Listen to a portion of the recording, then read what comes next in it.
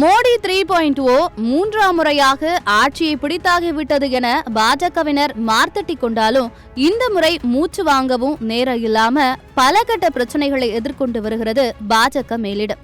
ஆட்சியிலும் கட்சியிலும் நெருக்கடியான சூழல்கள் அதிகரித்துக் கொண்டே செல்வதால் இது பாஜகவுக்கு ஒரு வகையில் கஷ்ட காலமாகவே அமைந்துள்ளது.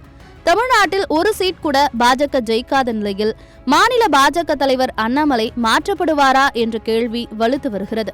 இதற்கிடையே ஆந்திர முதலமைச்சர் சந்திரபாபு நாயுடு பதவியேற்பு மேடையிலேயே அமித்ஷா தமிழிசையிடம் கண்டிப்புடன் பேசிய காட்சிகள் புதிய குழப்பங்களுக்கு வழிவகுத்துள்ளன. பாஜகவின் தேசிய தலைவராக இருந்த ஜே.பி. நட்டா சுகாதாரத்துறை அமைச்சராக தேர்வாகியுள்ளார். இதனால் அடுத்த பாஜக தலைவர் யார் என்ற எதிர்பார்ப்பு அதிகரித்துள்ளது.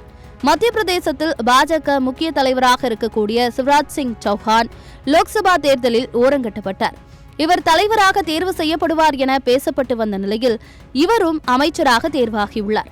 நட்டாவின் பதவிக்காலம் இந்த மாதத்துடன் நிறைவடைவதால் அதற்குள்ளாக புதிய தலைவரை தேர்ந்தெடுக்கும் கட்டாயத்தில் பாஜக தள்ளப்பட்டுள்ளது. ஹரியானா முன்னாள் முதல்வர் மனோகர் லால் கட்டார் பெயர் பரிசீலனையில் இருந்து வந்த நிலையில் அவரும் அமைச்சராக தேர்வாகியுள்ளதால் பாஜக தேசிய செயலாளர் வினோத் தாவ்டேவின் பெயர் பரிந்துரைக்கப்பட்டு வருவதாக தகவல்கள் வெளியாகியுள்ளன.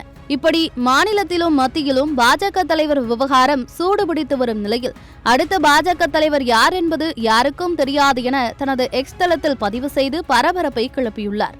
அடுத்த 50 வருடங்களுக்கு காங்கிரஸ் கட்சியில் யார் தலைவர் என்பது அனைவருக்கும் தெரியும்.